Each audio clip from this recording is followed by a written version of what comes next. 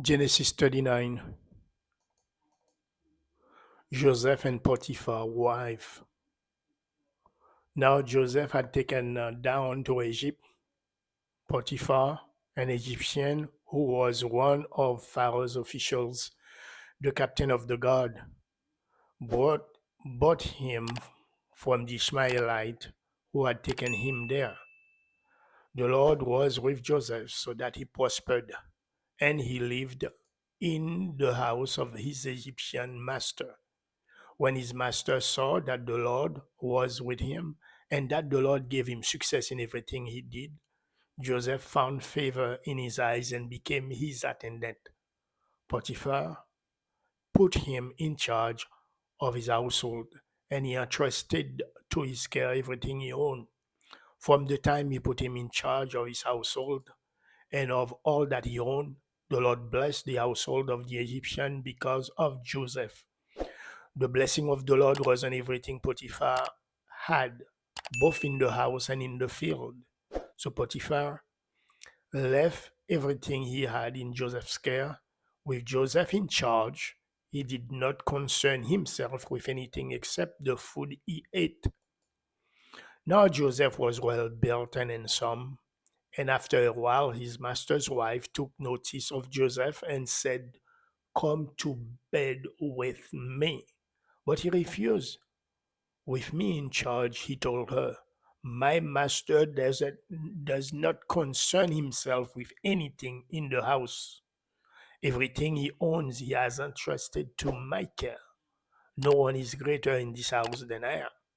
My master has withheld nothing from me except you, because you are his wife. How then could I do such a wicked thing and sin against God?" And though she spoke to Joseph day after day, he refused to go to bed with her or even be with her. One day, he went into the house to attend to his duties, and none of his household servant was inside. She caught him by his cloak and said, "Come to bed with me." And he left his cloak in her hand and ran out of the house. When she saw that she had left his cloak in her hand and had run out of the house, she called her household servant. "Look," she said to them, "this Hebrew has been brought to us to make sports of us. He came in here to sleep with me, but I screamed. When he heard me scream for help, he left his cloak beside me and ran out of the house." She kept his cloak beside her until his master came home.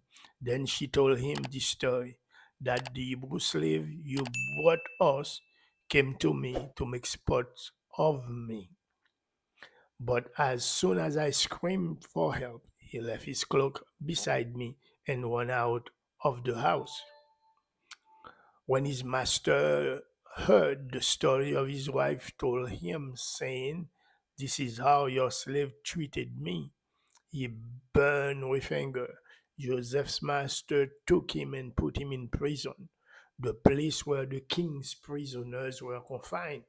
But while Joseph was there in the prison, the Lord was with him and showed him kindness and granted him favor in the eyes of the prison warden. So the warden put Joseph in charge of all those held in the prison, and he was made responsible for all that was done there. The warden paid no attention to anything under Joseph's care, because the Lord was with Joseph and gave him success in whatever he did.